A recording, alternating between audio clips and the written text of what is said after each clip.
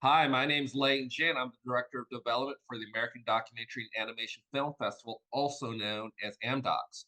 Today we have a real artist, true master of his craft, Christopher Blauvelt. Did I get that right? You got it right.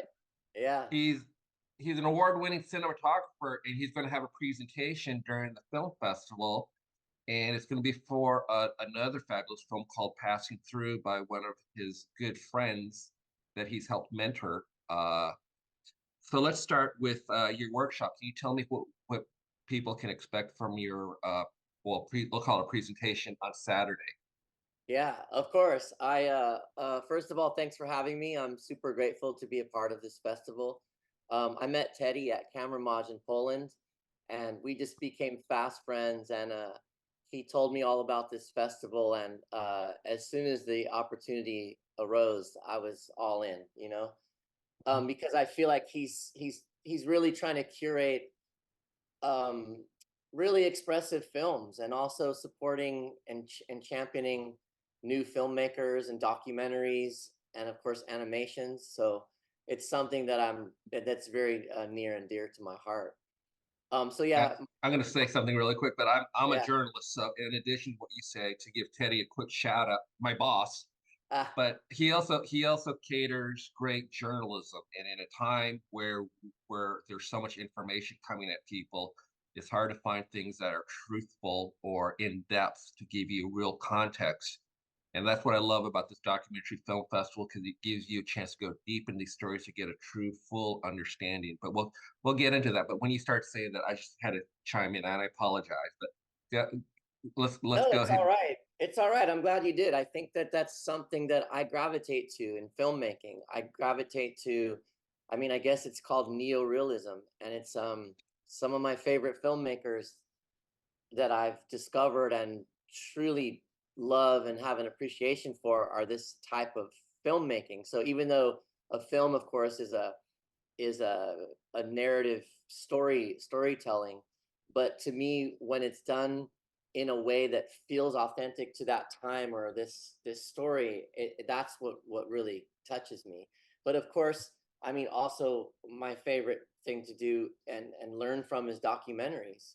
So it goes directly into what you're saying about like that journalistic aspect of things, and I truly appreciate this genre of um, artistry. But yeah, I mean, getting back to sort of what I'm here to do is uh, he asked me to do a presentation, so it's kind of like what do I have to offer? I'm just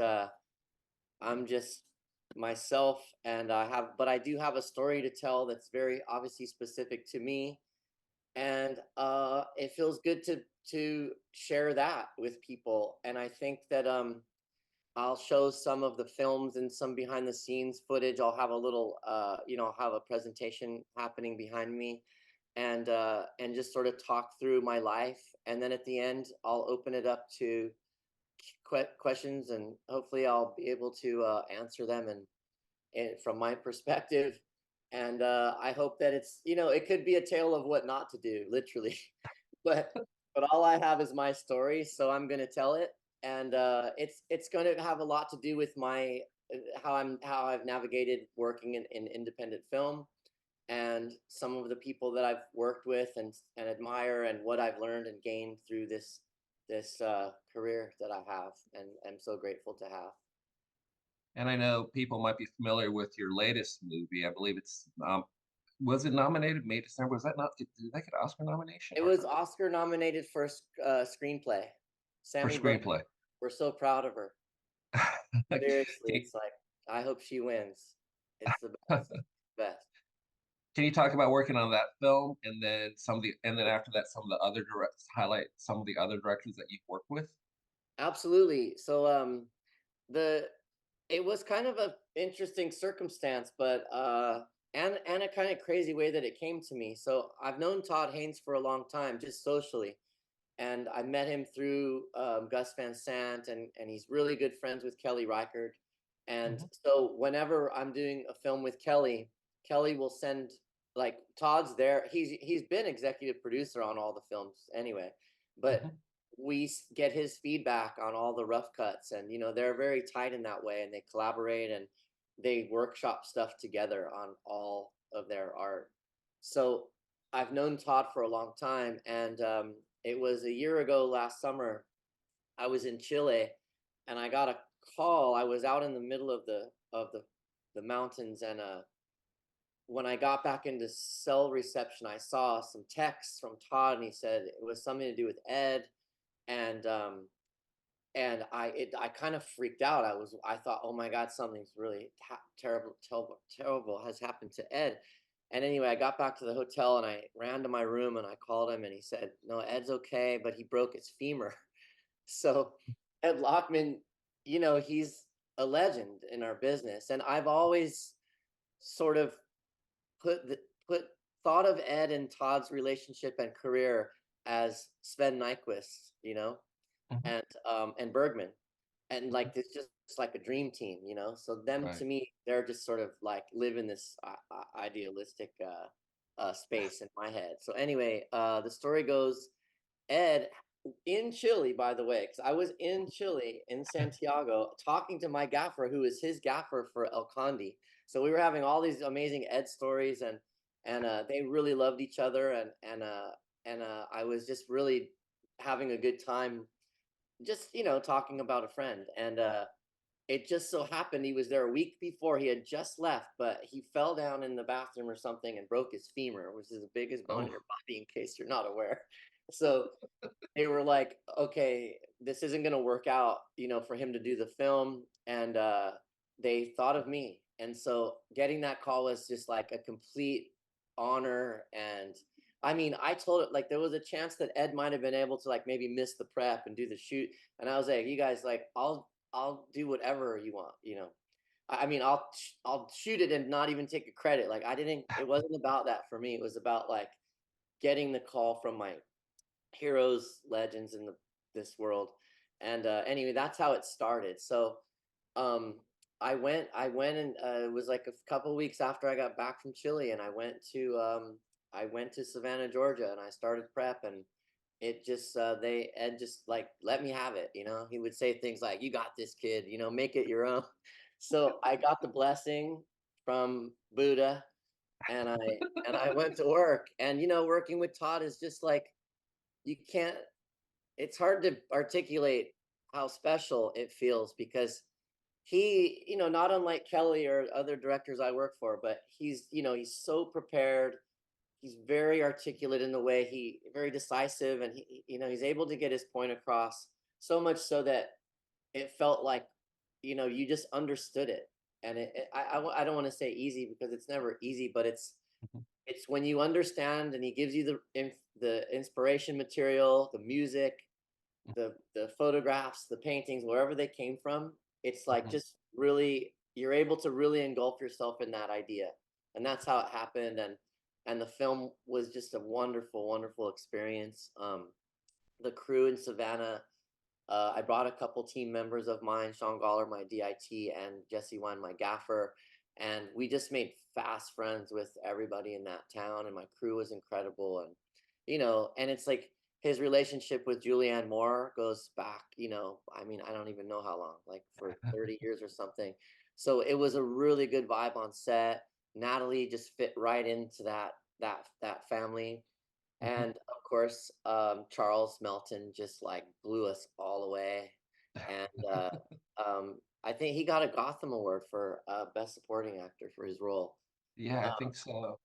yeah, so telling this story, like you mentioned, Sammy Birch, she's nominated for a screenplay. Mhm. Telling this story that was so well written.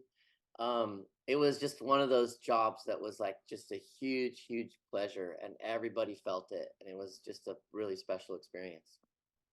Yeah, and that seems like not just cinematography, but just anything the corporation allows you to be present because things always change and reacting.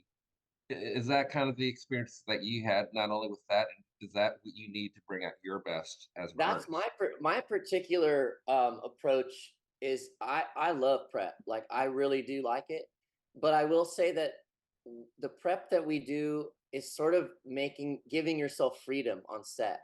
So like when I prep a movie with Todd or with Kelly or with Autumn DeWild or any of these people that I really love working with, um, Jonah Hill, Mhm. we do extensive prep and we give ourselves tons of inspiration material. And I think that blueprint that gets built into your head, and we make a shot list, there's documents, but it's funny because you kind of like Kelly hates to see the shot list ever again after we made it. So to me, I keep it in my pocket just for sort of technical things. Like I need a crane this day, or I need a dolly track, or there's little notes for myself and my crew. Mhm. But and occasionally, like I'll look at the actual shot list and like remind Kelly, like, hey, do you want to just explore that? We wrote it down, whatever. And she'll just usually she's like, put that away, put that away. So she's very much into having the moment inform what's going on. And it's not unlike Todd either, but it's sort of everybody has their nuanced approach, which is personal to them. Mhm. So I do want to say mention because it is always funny when this comes up.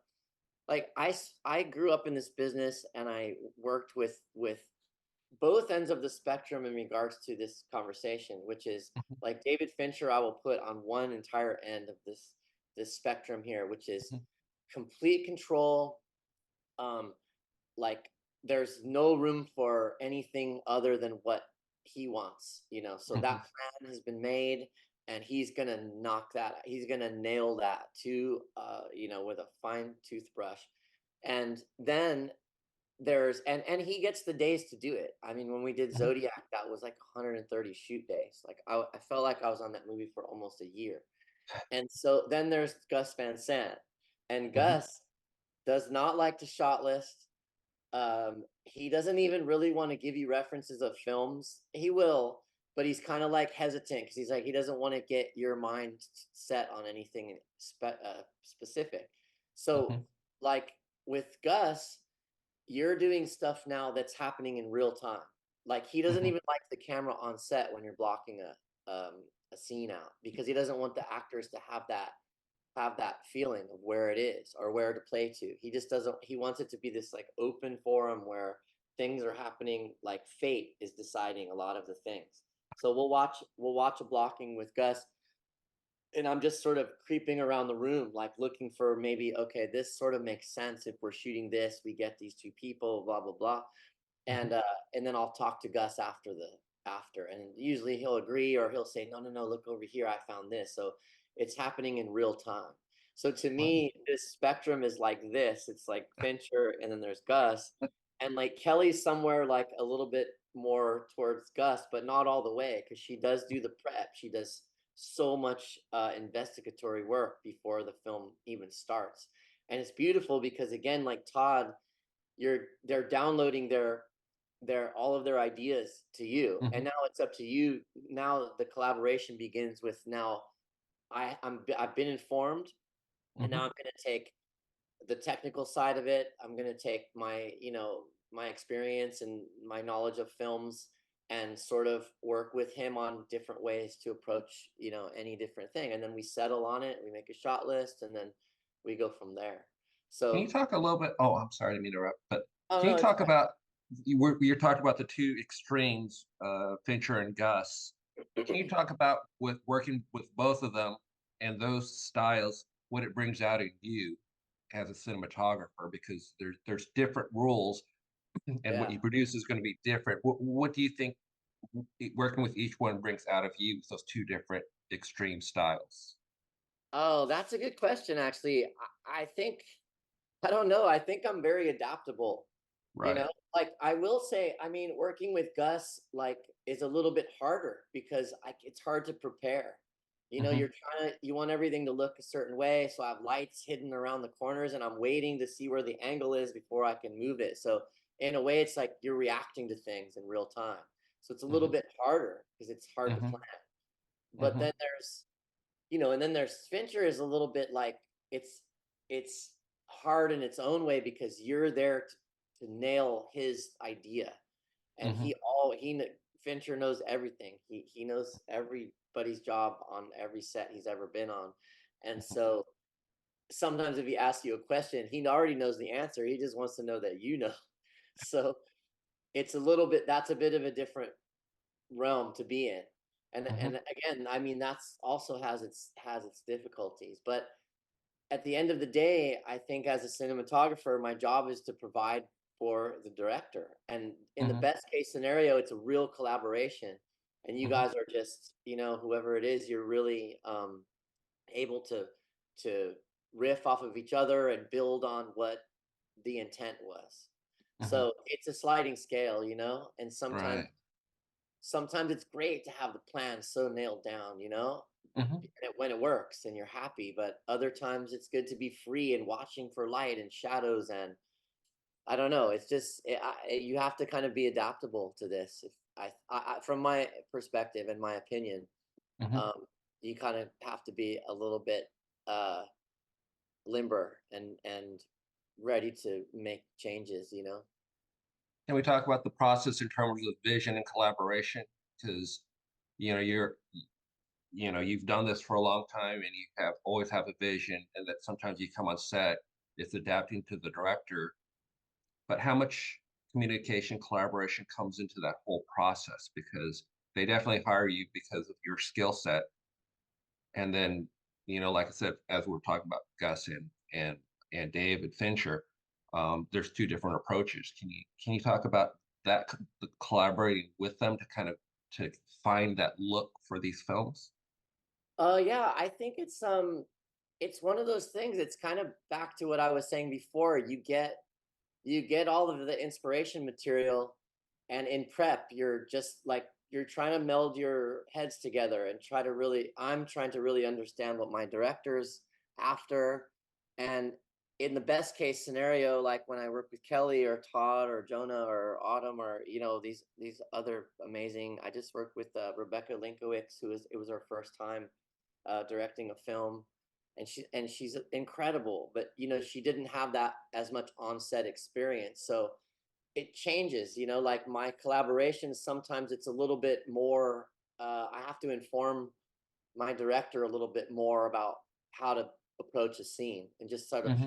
how the cut's going to work and things like that. Whereas Kelly, she's an editor, so Hmm. sometimes we'll be shooting something and I'll have another shot that we were planning to do, and she'll say, moving on, we're done, I got that. She already knows in her head how she's going to cut that scene. And Hmm. she not unlike Todd or Rebecca, they're minimalists. Jonah's the same. Hmm. He's really interested in like finding ways to do something as simple as possible. And I really like that approach. It's something that I've learned from Harris Savides, who was my mentor forever, and Gus, of course. And I think that like making a film, pushing a film closer to something that's authentic, what it means to me is minimizing what you're doing. And Hmm. that's kind of where that comes in. Yeah, that's really that's really interesting. You always hear about these things and the setups and shots and stuff, but I like the idea about the minimizing stuff. It's just all really fascinating. Yeah, um, I want to say one more thing about that, which is I think that if you're trying to portray something to be authentic, I think what happens to you is you have to consider. It makes you consider what you're doing and what you're imposing on the image, as a filmmaker. mhm, So think about it this way: like, what's the closest to something being authentic and real is a documentary, mhm, or like a camera in a room, and whatever happens in that room in one shot in real time, that's what happens. So if you sort of like put that filter on your head, or you put that filter through the way you're going to approach something, it does exactly that. It makes you want to minimize things, like imagine like a fight scene and two people are in a hallway like in mid 90s and the kids just fight. That's one shot, and like you put the sound, you hear the sound, and the impression is, holy shit, these kids just beat the crap out of each other. But imagine if you cut that like you would do in a sort of formulaic kind of movie making sense, and you cut to a close up of the jaw getting hit and the blood coming out of the mouth, and another cut for another thing and another cut. Like, even if it's done really well, subconsciously the viewer knows that it's a movie. I mean, mhm, they always know it's a movie, right? the closer to something being authentic to me is that minimizing of that approach. You're absolutely right. 'Cause I know when you mentioned that, I was thinking about storytelling and difference between documentaries and feature films. And the thing I like about documentaries is because they're real and they take you places you don't expect to go, and it makes the whole experience much different. Where sometimes, you watch a rom com or something like that, you kind of know where it's going to go, and it's comfortable and it's enjoyable. And sometimes these Yeah, documentaries take you places you never expect. right. Speaking of my No, documentaries, let's talk about one of the people, your good friends that you work with, Sarah Remich Ingram. I know she wants me to start using her married yeah, name, Sarah Remich. Yeah, Remich, and she's she's one of her my best friends in documentary, the world. and her documentary is gonna be playing right after your presentation. And you've seen of this already. Can you give us a little sneak preview of her film and a little more detail than what our discussion was? Absolutely, I'd love to. I love Sarah's work. I'm always so proud of her. I think she has this like fearless ability to just explore and make art. And there's so many different mediums that she's worked in, and I've always been impressed with her. Like I said, fearlessness in that regard. And I think it's all just inherently in her makeup. And we all help each other. We have an amazing group of friends, and it's constantly growing because we're filmmakers and silk screeners and painters and photographers and musicians. And so it's her openness to all of that all comes through in this film. And her sort of she's a very sympathetic and empathetic human being. And I think her going to Bombay Beach was like, it was so exciting for her to discover this world. But for her to tell a story there, she had to find a way to be integrated, and she did the work. She spent the time there. She has friends that she already had friends that live there and work there, make art there. But to get a sense of the whole ecosystem, it took her years. And I think that's a testament to a discipline and really good work ethic, but also just a respect for the humans that have lived there and died there. And it's a really, really extreme environment, but there's so much beauty within that. And I think she really found that, and she really shows that in this film. It's like heartbreaking and it's beautiful. And I'm excited to watch passing through with um with the public. I'm excited for other people to see it and see what it brings up for people. And I think that's what good art does. It makes you internalize things and think about things and discuss things. And it's just like um another forum to express and feel joy and love and heartbreak and all of these things. So yeah, her movie's incredible, and I'm super proud, and I'm happy that it's timed out. So my presentation is before her film. Um, I mean, maybe I'll even bring her up on stage if people want to ask her questions, or because she's integrated in my life in career as well. Like I helped her in the beginning of her camera assisting days. I helped her and just watched her grow, and we've always supported each other. And yeah, I'm just really proud of her, and I can't wait to watch that film in a theater with a bunch of strangers and see how people react. I'm gonna tell people. So, Sarah's film "Passing Through" is about Bombay Beach. It's a community by the Salton Sea. The Salton Sea was the largest lake in California, but now it's dried out. It's become an ecological disaster, and it's just a word people use.